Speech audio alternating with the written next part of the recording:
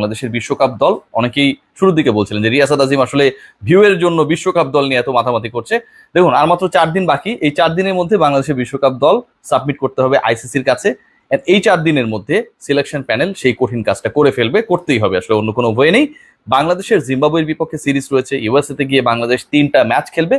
সেগুলো আসলে হিসাব নিকাশে না রেখেই বাংলাদেশের বিশ্বকাপগামী দলে কোন 15 জন সদস্য যাবেন সেই হিসাবটা করে ফেলতে হবে উইথিন নেক্সট 96 আওয়ার্স। আলোচনা যেটা, সেই বিশ্বকাপের দলে কারা কারা যাবেন মেজরিটি নিয়ে আসলে কোনো ধরনের কোনো ডিবেট বা আলোচনার সুযোগ নেই। শেষ মুহূর্তে যেই নামটা অনেক বেশি আলোচনায় সেটা হচ্ছে তামিম ইকবাল খান। আমি গতকাল এই বিষয়ে আলোচনা করেছিলাম, আপনারা নিশ্চয়ই আমার প্ল্যাটফর্মে সেটা দেখেছিলেন।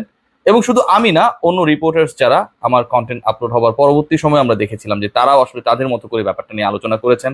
অনেক প্ল্যাটফর্মে আসলে তাদের মতো করে রিপোর্ট করা হয়েছে। ডেফিনেটলি সবাই তার মতো করেই করবে এবং এই দৃষ্টিভঙ্গি বা পুরো ব্যাপারটা নিয়ে আসলে সবার যে কনসেন্ট, এটা নিয়ে আসলে মানে আলোচনা করার কোনো সুযোগ নেই বা এটা নিয়ে আসলে ডিবেট করার কোনো সুযোগ নেই, সেটা তাদের কাজ। তামিমের লেটেস্ট আপডেটটা কি? ন্যাশনাল টিমে তামিম কি আসলে ব্যাক করছেন? টি-20 বিশ্বকাপের দলে তামিম ইকবালকে কি কারণে আসলে টিম ম্যানেজমেন্ট থেকে চাওয়া হচ্ছে? সবচেয়ে বড় প্রশ্ন এই জায়গায়। এই প্রশ্নের উত্তর আমরা খোঁজার চেষ্টা করেছি, আমি খোঁজার চেষ্টা করেছি এবং প্রপার 4 থেকে 5টা কি পয়েন্টস এসেছে। নাম্বার 1 যেটা একদম যদি ফ্র্যাঙ্কলি বলি, সেখানটা হচ্ছে নাজমুল হাসান পাপন, বিসিবি প্রেসিডেন্ট, তিনি তামিম ইকবালকে ন্যাশনাল টিমে দেখতে চান।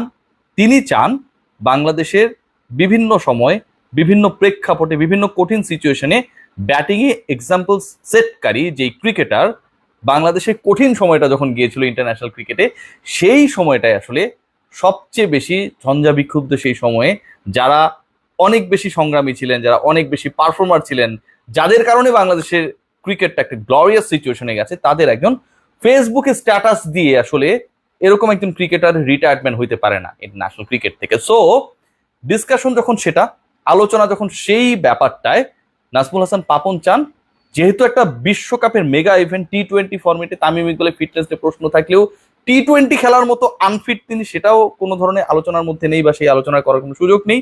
টি-20তে পার্টিকুলারলি সবশেষ যে বাংলাদেশ আয়োজনটা করেছিল বিপিএল, সেখানটা তিনি হাইয়েস্ট রান গেটার, দলকে নেতৃত্ব দিয়েছেন, ক্রাঞ্চ মোমেন্টে তার ব্যাট এসেছে। So he wants Tamim in the side. দ্বিতীয় পয়েন্ট যেটা আমার কাছে এটা মনে হয় যে নাজমুল হাসান পাপনের চাওয়াটা তো আসলে সবচেয়ে বড় ব্যাপার, এরপরে আসলে বেসিক অন্য কারণগুলো চলে আসে। সেকেন্ড পয়েন্ট যেটা, বাংলাদেশের ওপেনিং ডিপার্টমেন্টের ক্রিকেটারদের অফ ফর্ম। দেখুন, বাংলাদেশ কিন্তু প্রত্যেকটা আইসিসি মেগা ইভেন্টে যায় অনেক প্রত্যাশা নেই, সেটা ওয়ানডে বিশ্বকাপ হতে পারে, টি-20 বিশ্বকাপ হতে পারে। হয়তো বাংলাদেশ দলটা দ্যাট মাচ বেটার না, কিন্তু এক্সপেকটেশনস তো অনেক অনেক স্কাই হাই, তাই না? সেটা নিয়ে তো আসলে কোনো ডিবেটের সুযোগ নেই। সো ওই জায়গা থেকে আমরা যদি দেখি, বাংলাদেশের বোলিং, পেস বোলিং ডিপার্টমেন্ট নিয়ে খুব বেশি প্রশ্ন নেই, স্পিন ডিপার্টমেন্ট নিয়ে খুব বড় বা বেশি প্রশ্ন তোলার কোনো সুযোগ নেই। মিডল অর্ডার অনেকটাই ব্যালেন্স। মাহমুদুল্লাহ রিয়াদ ব্যাক করার পরে, লোয়ার মিডল জাকির থাকার পরে, তাহিদ হৃদয়ের ফর্ম, এই যে ব্যাপারগুলো রয়েছে মিডল অর্ডারও আমরা নরবরে বলতে পারি, সাকিব আল হাসান ইজ দেয়ার। কিন্তু ওপেনিং এবারের বিশ্বকাপে বাংলাদেশের জন্য সবচেয়ে বড় চ্যালেঞ্জের নাম। ওপেনিং এ সৌম্য সরকার ইনজোর্ড। সৌম্য সরকার কবে প্রপারলি তার মতো করে ব্যাক করতে পারবেন সেটা নিয়ে শঙ্কা রয়েছে। নতুন করে আবার ইনজুরিতে পড়েন কিনা, ইনজুরি থেকে কামব্যাক করার পরে প্রপার ফর্ম ফিরে পান কিনা বা ফর্মে তিনি ফিরতে পারেন কিনা। Liton Kumar Das, the way he played last DPL match, 56 করতে 106 বল খেয়েছেন, মনস্তাত্ত্বিক ভাবে কতটা প্রেসারে রয়েছেন। সবশেষ 5 ইনিংসের মধ্যে আমরা যদি খেয়াল করি 3টায় 0 রানে আউট হয়েছে, ডাবল 0 আমরা দেখেছি। সো বাকি থাকে আর একজন তানজিদ হাসান তামিম, তিনি এখন পর্যন্ত টি-20 খেলেন নাই। এই যখন একটা অবস্থা, মানে ইনএক্সপিরিয়েন্স অ্যান্ড আউট অফ ফর্মহীনতা, ওইখানটায় তামিম ইকবালের এক্সপিরিয়েন্সকে ন্যাশনাল টিম ম্যানেজমেন্ট চায়। থার্ড পয়েন্ট যেটা, এটা আরো ভাইটাল, অনেকের মতে ওয়েস্ট ইন্ডিয়ান উইকেটের ক্যারেক্টার কিছুটা বাংলাদেশের সাথে সিমিলার হতে পারে। এটা আমার টিম ম্যানেজমেন্টের সাথে যারা জড়িত বা তামিমকে কেন্দ্র করে আসলে পুরো আলোচনাটার মধ্যে আসলে যারা রয়েছেন, ডিসকাশনস গুলো আসলে যাদের নেতৃত্বে হচ্ছে মোটামুটি পাপন ভাইয়ের সাথে বা তামিমের সাথে, যদিও তারা এখন পর্যন্ত একসাথে বসতে পারেন নাই, সেই বসাটাও হয়তো খুব কুইকেস্ট সময়ের মধ্যে আমরা দেখবো। সো ওয়েস্ট ইন্ডিজের উইকেটে স্পিনের একটা বড় প্রভাব থাকতে পারে, এটা এক্সপেক্ট করা হচ্ছে এবারে টি-20 বিশ্বকাপে। তামিম ইকবাল খান যদি ওই জায়গাটায় থাকেন, সেক্ষেত্রে অনেকেই মনে করছে যে এটা বাংলাদেশের জন্য একটা প্লাস পয়েন্ট হবে। অন্তত একটা পাস যদি ধরে রাখা যায়, লেট অর্ডারে বা মিডল অর্ডারে কিন্তু হিট করার মতো ক্যাপেবল ব্যাটাররা রয়েছেন। ফোর্থ যে পয়েন্ট, এটা আরো ইম্পর্টেন্ট, বাংলাদেশ এবারের টি-20 বিশ্বকাপ নিয়ে বড় স্বপ্ন দেখছে না, নাজমুল হোসেন শান্ত প্রেশার রিলিজ করার জন্য যে কথাটা বলেছেন যে বেশি প্রত্যাশা না করি, আমি এক্স্যাক্টলি আসলে এই কথাটাই যদি উচ্চারণ করি, আমি শান্তকে আসলে ক্রেডিট দিতে চাই যে হুট করে আসলে প্রেশার ইনভাইট করার কোনো কারণ নেই যে আমরা ভাই সেমিফাইনালে খেলবো, ফাইনালে খেলবো, দরকার নেই, কোনো দরকার নেই। আপনারা ভালো খেলেন, সেটাই আমরা চাই, এবং আপনার প্রেশার মুক্ত ভাবে খেলেন। কিন্তু ব্যাপার যেটা দেখেন, বাংলাদেশে খেলা কার সাথে? ওয়েস্ট ইন্ডিজের উইকেটের কথা বলছিলাম, দেখেন ওখানটায় বাংলাদেশ নেদারল্যান্ডস এন্ড নেপালের সাথে খেলবে 13 আর 16 তারিখে, জুন মাসের 2টা ম্যাচ। এখন বাংলাদেশের যদি শক্তিমত্তা, বাংলাদেশের ক্রিকেট বোর্ডের শক্তিমত্তা, বাংলাদেশের এক্সপেকটেশনস এর যদি আমরা প্রত্যাশার পারদের কথা বলি, তাহলে এই 2টা ম্যাচে তো জেতা উচিত, নেদারল্যান্ডস এন্ড নেপাল। ইউএসএ তে বাংলাদেশ যে 2টা ম্যাচ খেলবে, একটা হচ্ছে শ্রীলঙ্কার এগেনস্টে, একটা হচ্ছে সাউথ আফ্রিকার এগেনস্টে। আমরা যদি ধরে নিই যে বাংলাদেশ নেদারল্যান্ডস এন্ড নেপালের বিপক্ষে জিতবে, বা ওই জেতা 2টাকে যদি আমরা গুরুত্ব দিয়ে দেখি যে জিততেই হবে, সেক্ষেত্রে কিন্তু তামিম ইকবাল গুরুত্বপূর্ণ ক্রিকেটার, ওই যে বললাম ওয়েস্ট ইন্ডিজের উইকেটের ক্যারেক্টার। আবার শ্রীলঙ্কার এগেনস্টে বাংলাদেশ যদি একদম ওপেনিং ম্যাচটা জিতে যায়, ডালাসে সম্ভবত যেটা হবে, তাহলে বাংলাদেশের যে হিসাব নিকাশ, তাতে 4 ম্যাচের মধ্যে 3টা ম্যাচে বাংলাদেশের জয় পাওয়াটা সম্ভব। ওয়েস্ট ইন্ডিজ পার্টের সেন্ট ভিনসেন্টের 2টা ম্যাচে তো আসলে জয় নিয়ে খুব বেশি টেন্স হওয়া উচিত না, জিততে না পারলে এটা আসলে ভাই মানে এটার কোনো ব্যাখ্যা হয় না। কারণ বাংলাদেশ যদি আর একটা ম্যাচ জিতে যেতে পারে ইউএসএ থেকে, তাহলে বাংলাদেশের জন্য একটা গোল্ডেন অপরচুনিটি নেক্সট স্টেপে এগিয়ে যাবার জন্য। সো এই হিসাব নিকাশগুলো আসলে টিমটাকে ব্যালেন্স করার ক্ষেত্রে, এক্সপিরিয়েন্স ক্রিকেটারকে প্রমোট করার ক্ষেত্রে অন্যতম কারণ। আরেকটা ব্যাপার, নাজমুল হাসান পাপন কিছুদিন আগে একদম মানে যেই কারণগুলো আসলে কাজ করেছে, কিছুদিন আগে একটা অ্যানাউন্স করেছিলেন। এই অ্যানাউন্সমেন্টটা ছিল অনেকটা এরকম যে অনেক পরিবর্তন দেখবেন। আমরা অনেকে হাসি ঠাট্টা করেছি, কি এমন পরিবর্তন বিসিবিতে হয়েছে, আসলে কিন্তু হয়েছে। দেখেন সাকিব আল হাসানের জায়গায় নাজমুল শান্ত ক্যাপ্টেন হয়েছে, ভালো মন্দ যাই হোক, হয়েছে তো একটা বড় পরিবর্তন। সাকিব আল হাসান কোনো ফরম্যাটেরই ক্যাপ্টেন না।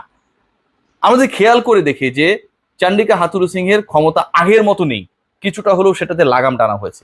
মিনাজুল আবেদিন নান্নুর যে প্যানেলটাকে মনে করা হচ্ছিল যে আসলে এটা কচ্ছপের প্রাণের মতো, মানে এটা অনেক দিনই থাকবে, এটা লংজিভিটি অনেক দিন হবে, সেই জিনিসটা থেকে বিসিবি বেরিয়ে এসেছে, অনেক দিন পর হলেও বেরিয়ে এসেছে।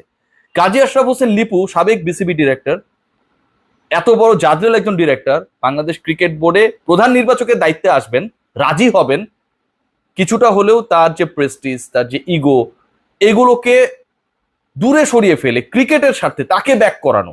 এন্ড ডেফিনেটলি সারা বাংলাদেশের প্রত্যেকটা মানুষ এই ডিসিশনটাকে সাপোর্ট করেছে, তিনি হয়েছেন সেই দায়িত্বে এসছেন। এরপর আমরা দেখেছি যে লিটন কুমার দাসকে দল থেকেই বাদ, এরকম সিচুয়েশনে লিপু ভাইরা ডিসিশন মেক করেছেন, হান্নান সরকার ব্যাক করেছেন, বাংলাদেশের পাইপলাইনটাকে যিনি খুব ভালোভাবে দেখেছেন। সো এই যে ডিসিশনসগুলো, অনেক পজিটিভ ঘটনা ঘটছে।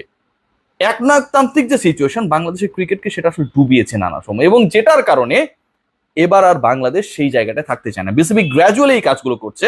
ডেফিনেটলি তামিম ইকবালের ফেরাটাও সে কারণে একটা মেসেজ হতে পারে, যারা বা যিনি বা যে যেভাবে আসলে প্ল্যান করেছিল তামিমকে রুলড আউট করে দেওয়ার জন্য, দিন শেষে তো বিসিবি বিব্রত হয়েছে, পাপন ভাই বিব্রত হয়েছে, বাংলাদেশের ক্রিকেট বিশ্ব দরবারে বিব্রত হয়েছে, তাই না? এরকম করে কোনো দেশের একজন ক্যাপ্টেন কেঁদে বিদায় নিয়ে নিলেন, মানসিক চাপ কতটা হতে পারে সেটা কিন্তু আসলে বিশ্বের ইতিহাসেই বিরল, সেটা হয়েছে বাংলাদেশে। তো তাকে ব্যাক করানোটাও আমার কাছে মনে হয় যে ক্যারিশম্যাটিক কাজগুলো হয়েছে নাজমুল হাসান পাপনের বোর্ডে, অ্যান্ড প্রিকপস প্লে এ বিগ রোল। কারণ ক্যাপ্টেন্সি সরানো বলেন, গাজী আশরাফ লিপুকে নিয়োগ দেয়া বলেন, নান্নুদের সরিয়ে দেয়া বলেন, মানে সবকিছুই কিন্তু ক্রিকেট অপারেশনস এর আওতায়। So they played a big role, Jalal Yunus and his team played a very big role. এই পরিবর্তনগুলো হয়েছে। সো তামিমের আশাটাও হচ্ছে একটা বড় মেজর পরিবর্তন হতে পারে, ক্রিকেট বোর্ডের শীর্ষকর্তারা সেটা বিশ্বাস করে। প্রশ্ন হলো তামিম ইকবাল খান কি কামব্যাক করছেন? তামিম ইকবালের মনোভাবটা কি? আমি একদম ছোট করে বলবো যতটুকু আমি জানি। তামিম ইকবাল আগের যে কোনো সময়ের থেকে, যারা তামিম ফ্যান আপনাদের জন্য এই খবরটুকু আমি দিতে চাই, তামিম ইকবাল আগের যে কোনো সময়ের থেকে অনেক বেশি নমনীয়।